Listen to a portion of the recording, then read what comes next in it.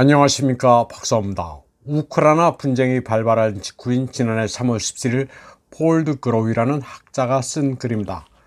폴 드 그로위는 런던 경제대학에서 정치경제학 학과장인데 제목이 아주 가관입니다. 러시아는 전쟁에서 승리하기에는 너무 작은 나라라고 되어 있습니다. 러시아는 아주 보잘것없는 나라라고 깔보고 있습니다. 굉장한 착각이고 오만입니다. 그는 러시아의 경제 규모가 유럽연합의 10분의 1, 미국의 8%에 불과하다면서 그 정도 덩치로는 우크라이나를 점령해 이기는 것은 불가능하다고 여겼습니다. 러시아가 거대해 금방 이길 줄 알았는데 개전 3주가 되도록 우세를 점하지 못했다고 조롱했습니다. 그러면서 푸틴이 전쟁을 일으켜 패배할 충분한 이유가 있다고 주장했습니다.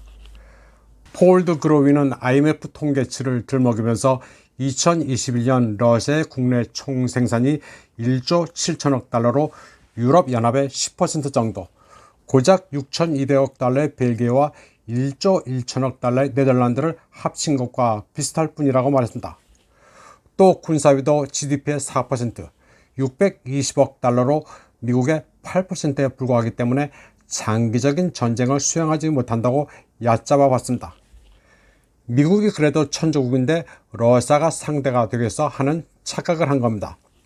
한국에서도 러시아의 경제 규모가 한국보다 약간 못하다면서 마치 한국이 강대국이라고 착각하는 사람들이 있습니다. 심지어는 폴란드에 전차, 저주포를 판매한다고 해서 한국 정도 군사력이면 러시아와도 붙어볼 만하다고 말하는 사람도 있습니다. 폴 드 그로위는 러시아를 전형적인 저개발, 개발도상국 정도로 봤습니다. 원자재와 에너지가 수출의 80%라면서 기계, 운송장비, 전자, 화학, 의약품이 수입의 3분의 1을 차지한다고 비웃었습니다. 그러면서 자원 수출로 얻는 수입은 변동이 심하기 때문에 경제적으로 취약하다고 주장했습니다. 그리고 전쟁 이전 높았던 에너지, 원자재 가격 덕분에 6천억 달러를 축적했지만 결국 에너지 가격이 하락해 궁지에 몰릴 것이라고 생각했습니다.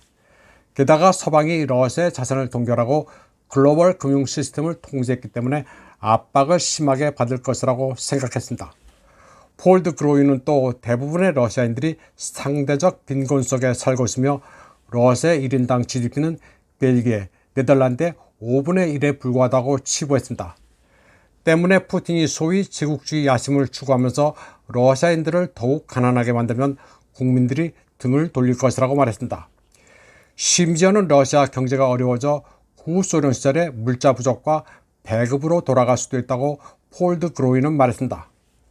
다만 2020년 기준으로 독일이 65%, 이태리가 45%를 의지하는 천연가스가 단기적으로는 유럽의 어려운 문제지만 장기적으로는 러시아가 곤란할 것으로 예측했습니다.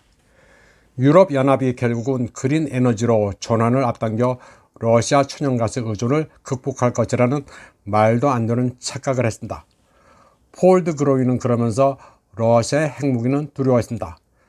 푸틴이 재래식 전략으로 승리하지 못한다는 것을 깨달았을 때 어떤 판단을 내릴지 두려워하긴 했습니다.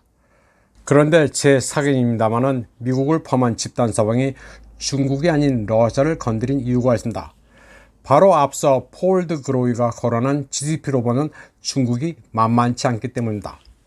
또 중국 내는 CIA의 정보망이 이미 몇 년 전에 일망타진데 휴민트가 사실상 없습니다. 그리고 중국의 군사력에 대해서는 자세히 알지 못합니다. 그러나 러시아는 만만하게 본 겁니다. 또 집단 서방은 소련과 그 뒤로 이은 러시아가 핵 대국이지만 궁지로 몰아 붕괴시킨 전력이 있습니다. 보시는 화면은 1996년 타임 기사입니다. 미국의 빌 클린턴 정권이 바보 같은 보리스 옐친을 세우기 위해 선거 자금도 지원하고 선거 전략가까지 붙여주는 내정 간섭을 했다는 무용담을 그대로 적었습니다. 러시아 정도는 쉽게 조종해 망하게 한 뒤 찢어먹을 수 있다는 생각을 지금도 가지고 있습니다. 이번에도 러시아를 아주 만만히 보고 우크라이나를 이용해 대리전을 하는 동시에 경제 제재를 가하면 붕괴될 줄로 착각한 겁니다. 이번 방송은 여기까지 하겠습니다.